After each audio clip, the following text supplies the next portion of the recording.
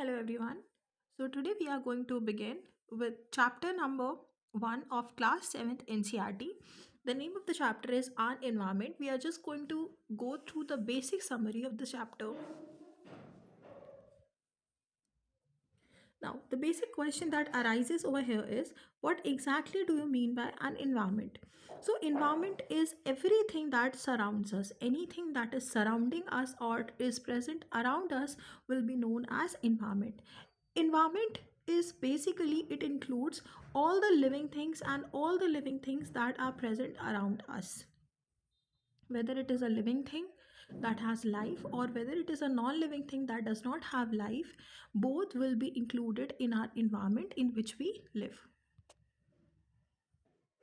Now we can roughly say that an environment has basically three components. We can roughly figure out that there are three components that are present in our environment.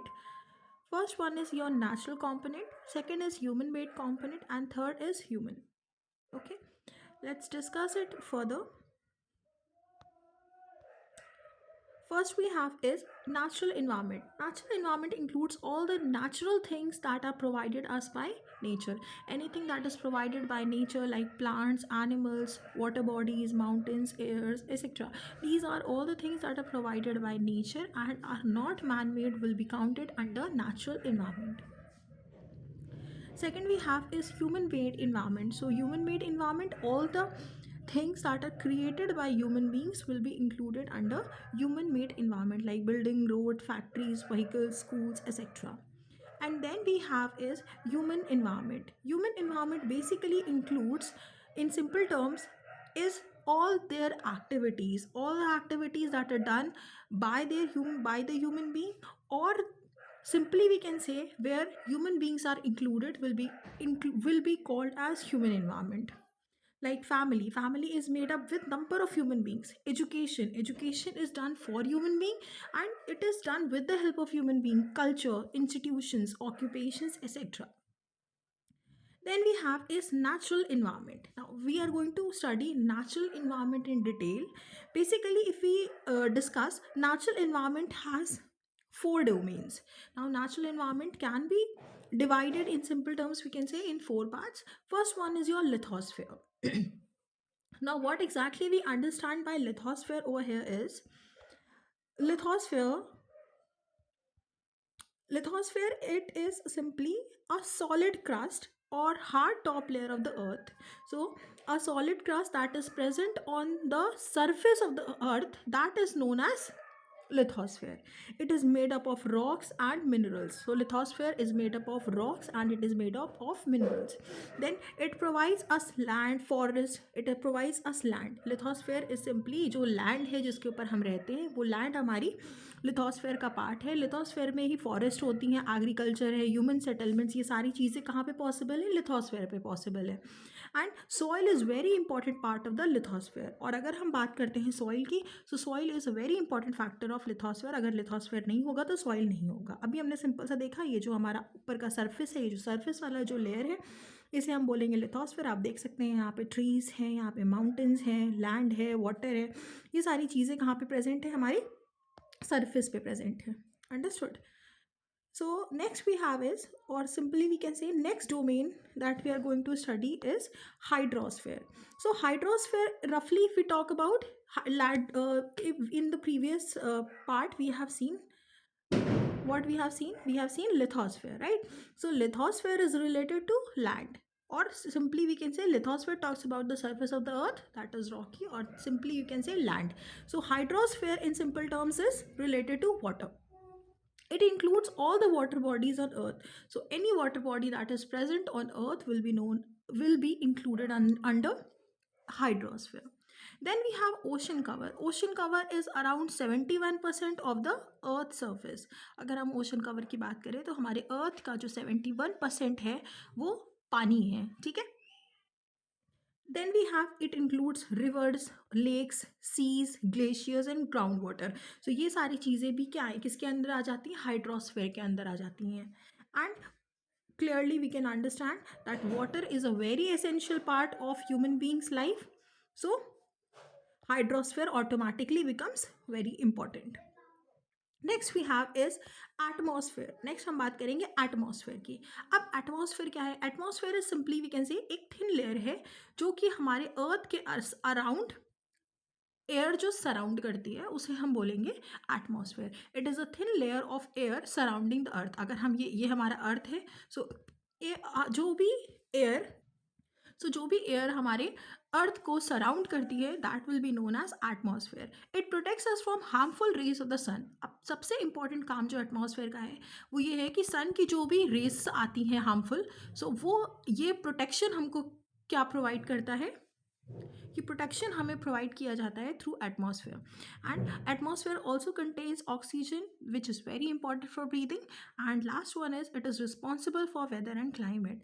अगर किसी जगह का atmosphere कैसा है वो चीज़ कहीं ना कहीं उस पर्टिकुलर एरिया के वेदर को और क्लाइमेट को भी साइमल्टेनियसली इफेक्ट करेगा। ठीक, so we have studied about lithosphere, then we have studied about hydrosphere, and then we have studied about atmosphere, and next we have is biosphere.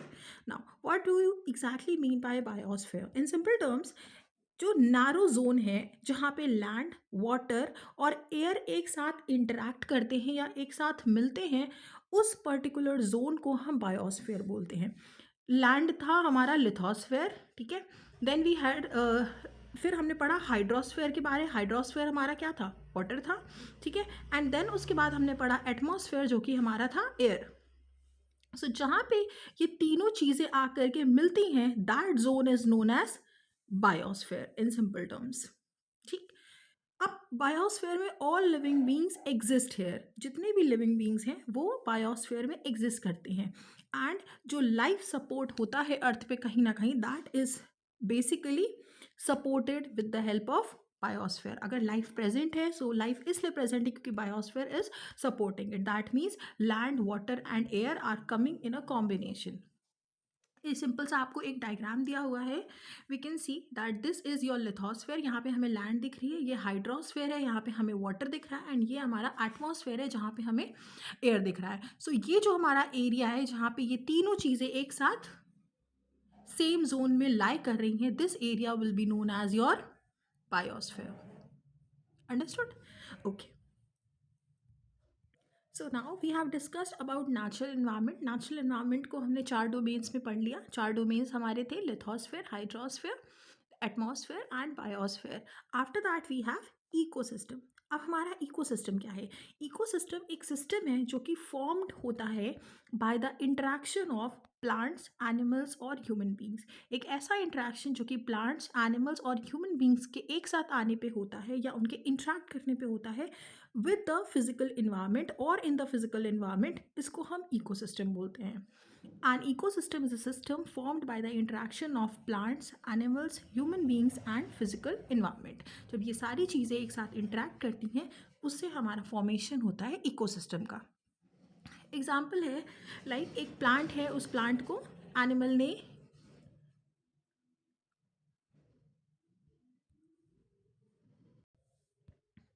एक simple सा basic सा example, जैसे यहाँ पे प्लांट ग्रो हो रहा है, इस प्लांट को इस डियर ने खा लिया, इस डियर को मे बी इस फॉक्स ने खाया, एंड इस फॉक्स को मे बी कोई बड़े जानवर ने खा लिया। तो ये पूरा क्या फॉर्म कर रहा है? ये इकोसिस्टम फॉर्म कर रहा है। बेसिकली ये जितने भी क्रिएचर्स हैं वो एक दूसरे पे इंटरडिपेंडेंट है या डिपेंड होते हैं। अंडरस्टूड? अब यहाँ पे हमारे पास बेसिकली इकोसिस्टम्स के एग्जांपल्स दिए हुए हैं।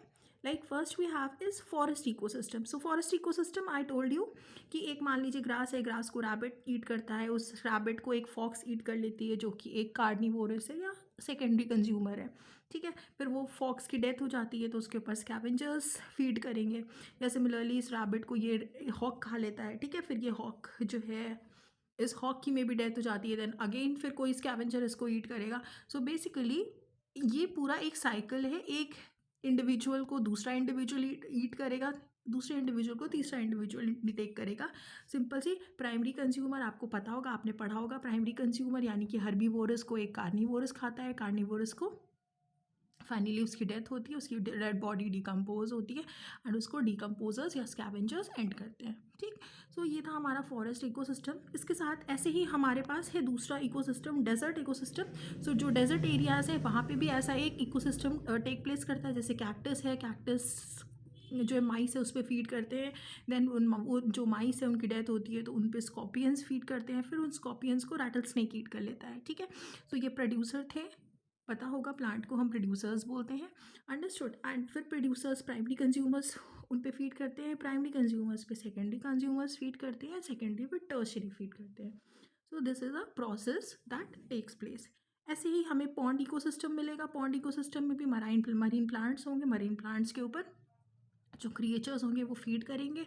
फिर जो फिशेस होंगी वो मे बी उन प्लांट्स पे फीड करेंगे, और उन फिशेस को जो बड़ी फिशेस होंगी या बड़े एनिमल्स जो होंगे वो उन पे फीड करेंगे। सिंपल।